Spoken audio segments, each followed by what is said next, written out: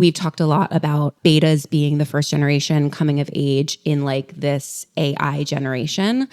And so being able to distinguish between real and fake is going to be really, really important. This is already hard to do when you're a parent. It's going to make things really challenging. I'm thinking about like dinosaurs. Dinosaurs are real, but dragons are fake. And so these are the types of conversations that you're already having with children. And so when we think about AI imagery or things that are in games or things that are online, these are the types of conversations that parents need to have, and brands can really help facilitate with parents and children. That is Allyson Rees, Senior Lifestyle Strategist at WGSN. Hello and welcome to the Create Tomorrow podcast. I'm your host, Cassandra Napoli, Head of Marketing and Events Insight at WGSN. Every 2 weeks, I will be taking you on a journey looking at how brands and consumers are creating tomorrow, whether that's through product innovations, actions and strategies, or online behaviors. Today, we'll be looking at Generation Beta, the generation coming after alphas, who will be the first to grow up in an artificially intelligent world and who will likely share the same passion for people and the planet as their Gen Z and Zellennial parents.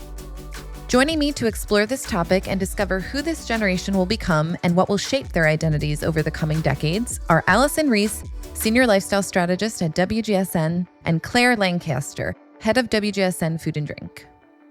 Before we start, I want to paint a picture for our listeners of who Gen Beta are. So WGSN forecasts trends across 5 consumer groups. That's boomers, Gen X, millennials, Gen Z, and alphas. But we're now making room for a 6th. This is where the betas come into play. WGSN was first to market with our forecast focused on this generation, which went live back in 2023. Set to be born between the mid-2020s and 2040, they will be the kids of a chronically online generation, born amid a truth dilemma, a privacy crisis, and a reconfiguration of work and play at the hands of technology, really transforming the outlook of their existence. Environmental factors will also be top of mind as the climate crisis intensifies throughout their lifetimes. Allyson, I want to come to you first. So we have defined the betas briefly for our listeners, but I'm curious, although the eldest are literally 4 weeks old at this point in time, what are some of the most significant characteristics about this generation that brands really should need to know about now? So the biggest one, I think, is a red flag for them is the fact that it has the potential to be the smallest generation. So just when we think about production and the making of products, there's a world in the future where they're going to have to really scale back what they do, and just because there will not be as many. And so the focus always shifts at one point to kind of like that classic like 14 to 29 age group being the most profitable, and like everyone is trying to capture their attention, but it could be that they are significantly a smaller group than Gen Z and than millennials. And so they'll have to think about, is this worth it to my brand? Do I want to go after, this cohort, or should I stick with what I know and, stick with Gen Z or stick with their parents or stick with alphas?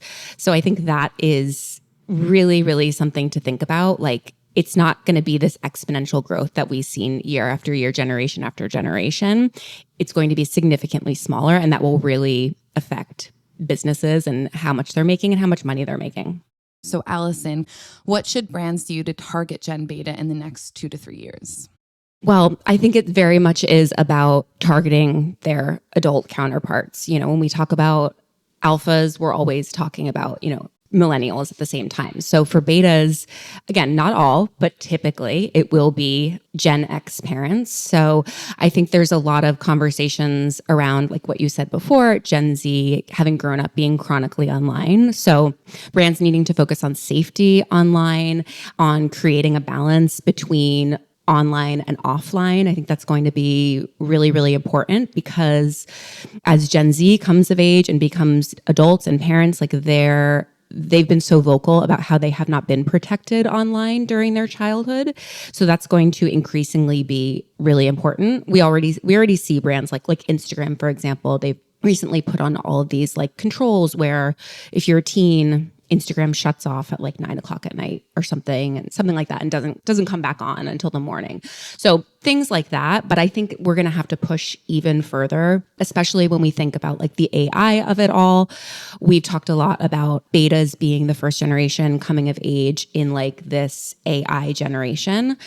And so being able to distinguish between real and fake is going to be really, really important. This is already hard to do when you're a parent. I don't know about you, Claire, but like you only have a 1-year-old, but like you always have to explain the difference between what is real and fake to children. And so the fact that now things are just in the world, AI, it's going to make things really challenging. I'm thinking about like dinosaurs. Dinosaurs are real, but dragons are fake. And so these are the types of conversations that you're already having with children. And so when we think about AI imagery or things that are in games or things that are online, these are the types of conversations that parents need to have, and brands can really help facilitate with parents and children so that they can distinguish between what is real and what is fake, what is something that is like a cartoon or drawn or computer animated, and what is real life. You have, I think, a 6-year-old or a 5-year-old, right? Yeah, he'll be 6 in March. Yeah. And then you have essentially a beta as well. You have a baby. Mm-hmm. And so I'm curious, are there any massive differences that you're anticipating between the two generations? They're only 5 years apart, right? But again, life moves at breakneck speed culturally, technologically. Do you think that they're going to have vastly different experiences? It's interesting because my son turned 1 about 3 weeks before COVID lockdown. And so he really remembers like life with masks and separating from other people and like the period of time where we like didn't see people. And I just don't think that will be the experience for my daughter, hopefully. So I think there's that. I don't know if we're ready to talk about food quite yet, but I think one of the biggest differences I've seen just in raising them and like protocols from pediatricians has been the introduction of food and how you introduce food. So with my son, I started feeding him at 6 months. The protocol was to just slowly introduce high allergy foods. The protocol with my daughter is to start at 4 months and start with the high allergy food. So like you're literally giving a 4-month-old like peanut butter for the first time.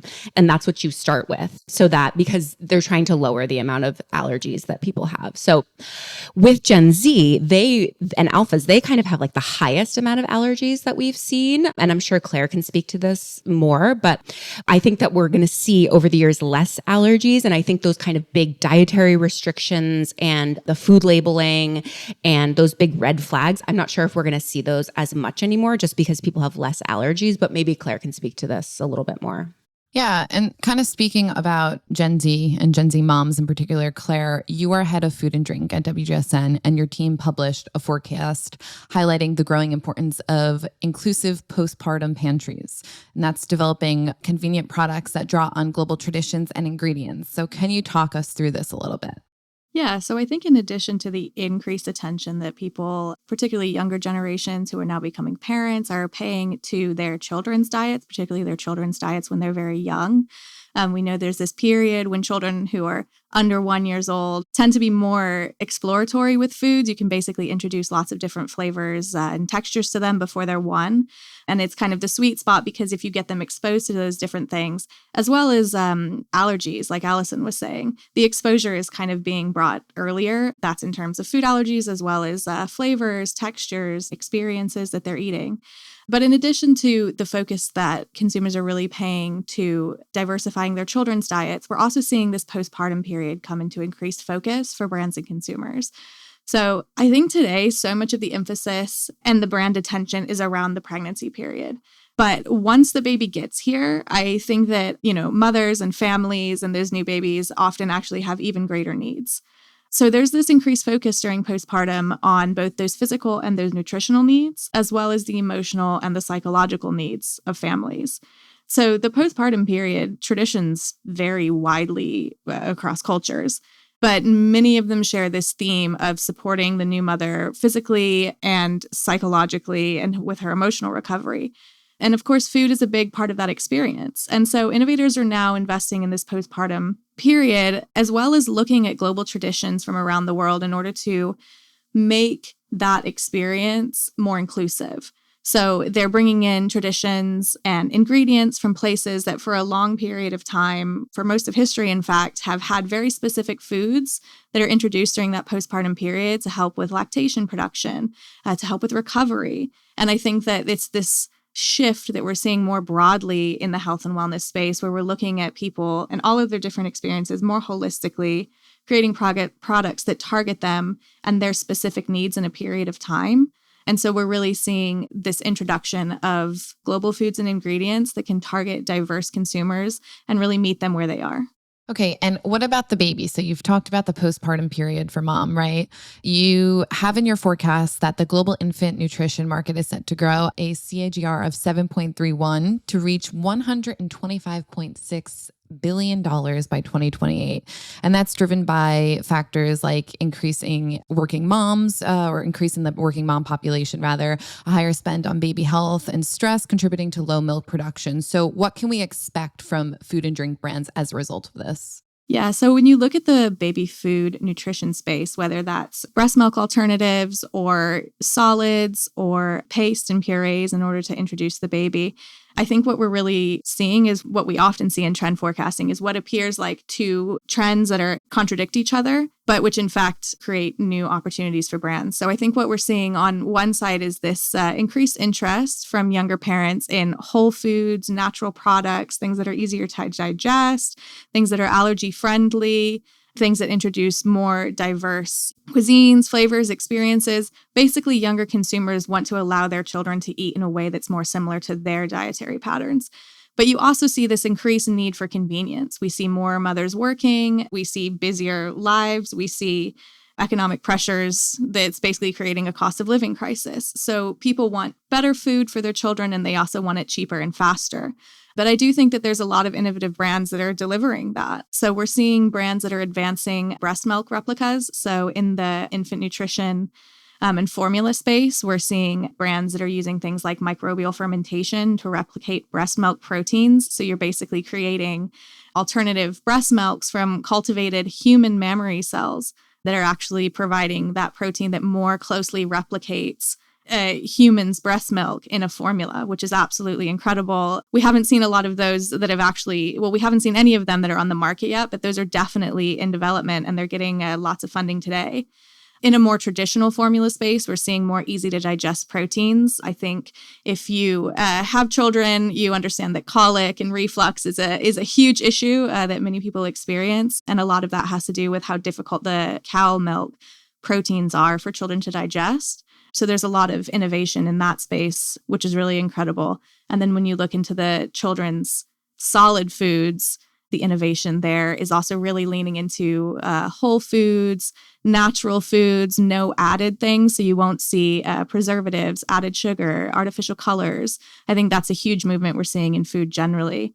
I mean, I know that what I was eating as a baby and what I am feeding my own 1-year-old son is so vastly different. It's still sort of, if you're looking at convenience options, if you look at like a packaged food from, 20 years ago, a packaged baby food from 20 years ago, it's probably going to have a lot of added sugar in it. It's going to be a very sweet profile.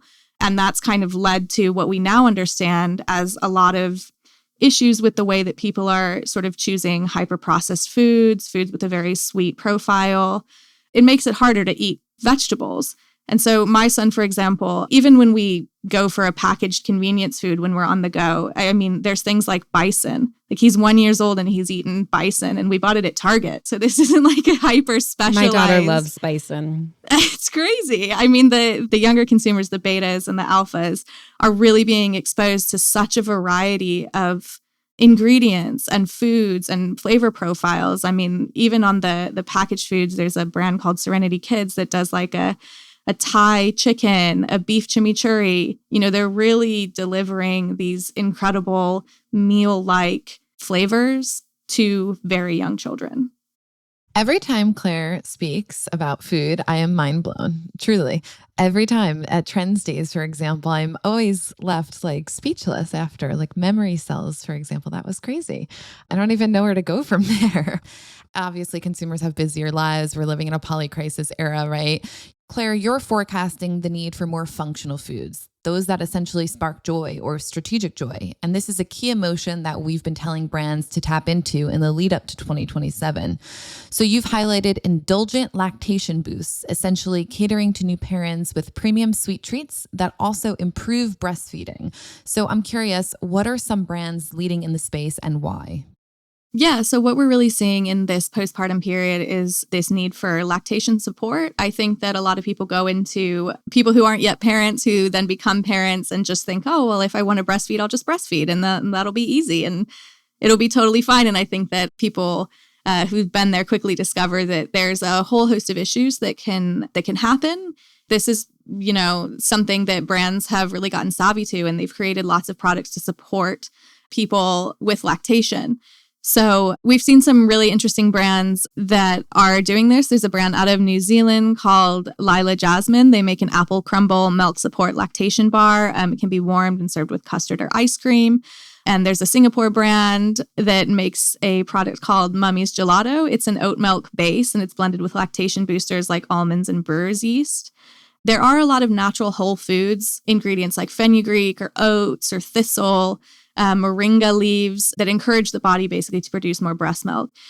We used to see these ingredients in the very niche natural foods space, but we're increasingly seeing them move into the mainstream. They're moving out of that vitamin and mineral format, and they're moving into things that you actually want to eat. So things like indulgent gelatos or cookies that actually have those functional ingredients built into them. So you don't just have to take them as a tablet. They're actually something that you can enjoy and offer a little bit of comfort in that postpartum period as well as being functional. Okay, coming back to you, Allyson, continuing on the thread about Gen Z parenthood, we're already seeing lots of Gen Z criticizing millennial parents because they tend to rely on screens to keep their kids occupied. Millennials are also chronic sharenters. So sharenting is the practice of oversharing your kids first on the internet. So allowing a lot of alphas, for example, are now aging into teenagedom, and they've had every monumental moment of their lives essentially documented for the whole world to see. There's a lot of negativity surrounding that conversation at the moment. As Gen Z, we've been forecasting Gen Z, a pocket of Gen Z rather, who are headed offline. They're essentially Luddites. They're opting for dumb phones. This has been a thread that we've been covering for a number of years now, and we're forecasting that pocket to grow essentially. So as more Gen Z head offline and they become parents, do you think we'll see Gen Beta sort of become the opposite of iPad kids, which is what Gen Alpha have become or known as? Yeah, so I'll start there. There is a big movement, and I would argue it's Gen Z, but it's also like a cohort of millennials as well who are really trying to bring up the age of when kids would start using their own devices. So we're kind of talking about two different things. So there's obviously when you let your kid watch an iPad or a show or something like that, there's that. But then there's also, as teens get older and as kids become a little bit more autonomous, do you give them a phone? Do you wait? There's this entire campaign called Wait Until 8th here in the States.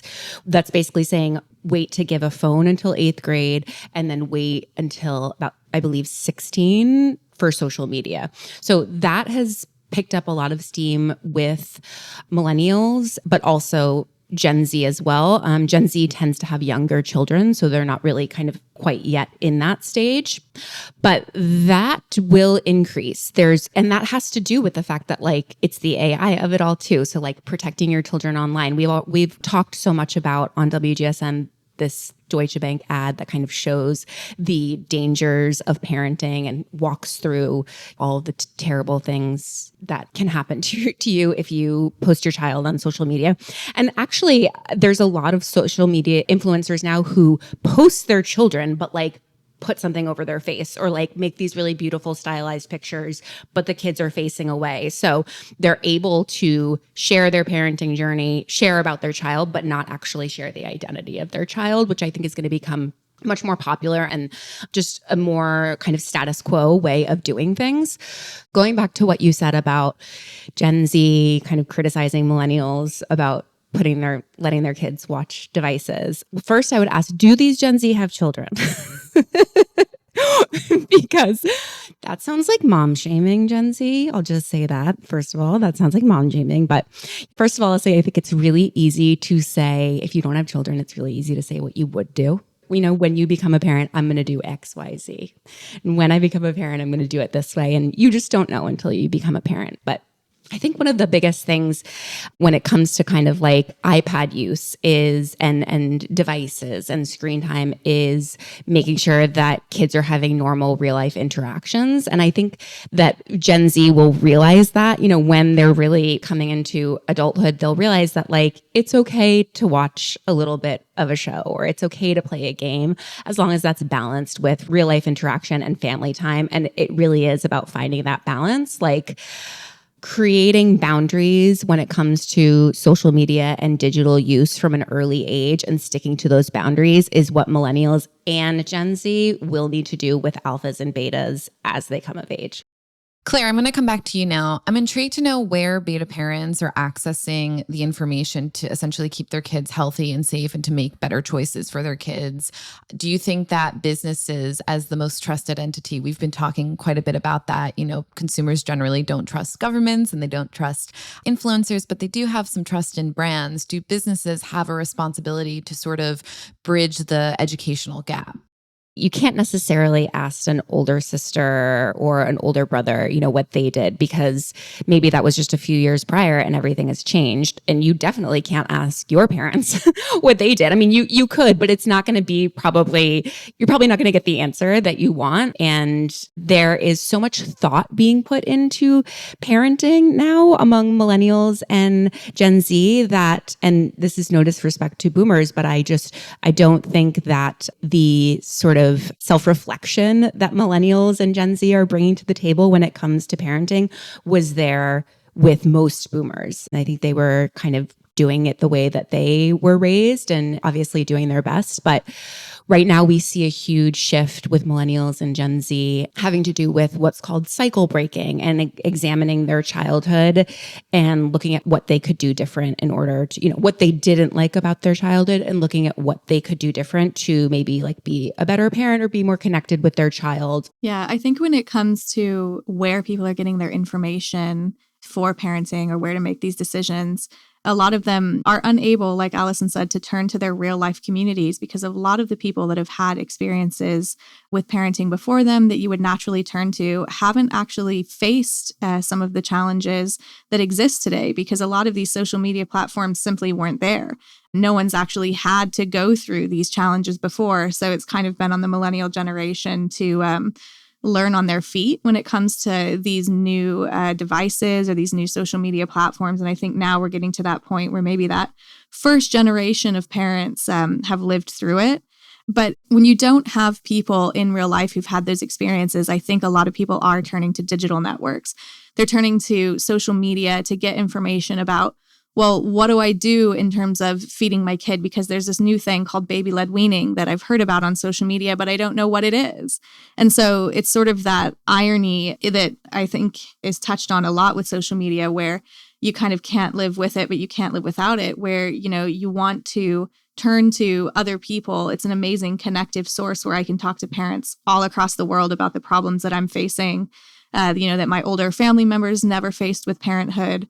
But, there's also no guardrails on who's giving advice in that spectrum. So you can, it can be a wonderfully uplifting space with lots of information. But there's also that risk that voices that maybe don't have the proper education, for example, in the nutrition space, dietitians, they become popular on social media that, those voices are amplified, but they might actually not have some of that scientific rigor behind them. So I think there's that opportunity for brands there to sort of check in on that space and sort of act as a counterweight to some of those trends that are emerging in that space. Got it. Okay. So switching gears here a little, Claire, I'm going to come to you. Climate change will obviously be top of mind for the betas throughout their entire lives. In your forecast, you suggest telling brands to use drought-tolerant moringa, for example, for lactation-boosting products, which is a rising guilt-free ingredient with multiple applications. Do you think that climate hero crops will be a consistent mainstay in the food and drink products and possibly beyond food and drink products throughout the beta's lifetime? When it comes to products that betas are going to eat throughout their lifetimes, I think we're going to see lots of formulation changes based on climate realities. So certain crops and certain ingredients are going to essentially disappear or become much harder to source because of climate change. So I think the earlier that brands start introducing more climate sustainable or climate hero ingredients into their product formulations, learning how to make these products and new flavors really appeal to this emerging generation, the more longevity those products are going to have, because those ingredients are going to continue to be available even when we have hotter, longer summers, things like drought, things that are really just going to impact food production generally. And my final question, which is something I ask every guest, is who is someone that you admire that's creating a version of tomorrow that's inspiring to you? So, Allyson, I'm going to put you on the spot. So I really admire and have for a while Senator Bernie Sanders of Vermont. I'm not from Vermont, but I have really deep ties to Vermont now in my life. And even though I don't necessarily agree with everything he stands for politically, I believe that he has just such a strong track record of bringing truth to power, which is something we really need at the moment. Okay. And Claire, how about you? I think looking at the younger generations of parents that are raising children right now, we've spoken a bit about it throughout this discussion. I think there's such a emphasis on self-reflection and how they can sort of holistically raise a better generation than themselves or the generation that came before them. I think, we're seeing positive things in the parenting space. We're seeing much more involved dads from younger generations. I think there's loads of statistics on how much time that young fathers are spending with their children and how important that is to raise feminist sons or to get an egalitarian society. I think that women are in the workforce and they're continuing to sort of maybe show that maybe you can't have it all, but you can learn to prioritize what's important to you. And they're doing a really good job of doing that. So I think like this generation of young parents who's trying to raise the next generation when, like we say all the time on WGSN, we're in this real poly-crisis moment. You're basically doing it where you have less economic opportunity, less space, less resources, worries about the environment, worries about social media. They're taking it all in their stride and doing their best. So I think, that's creating a vision of tomorrow that's inspiring if they're doing their best and keeping going. Thank you to my guests, Claire Lancaster, Head of Food and Drink at WGSN, and Allyson Rees, Senior Lifestyle Strategist at WGSN. If you're a WGSN subscriber, look out for more trends at WGSN.com. If you're not a subscriber, please come and discover our services. We'll be back in 2 weeks' time for our next episode. In the meantime, you can catch the CEO of WGSN, Carla Buzasci, next week on our other podcast, Lives of Tomorrow. I'm your host, Cassandra Napoli. Be sure to follow and subscribe to this podcast and see you next time.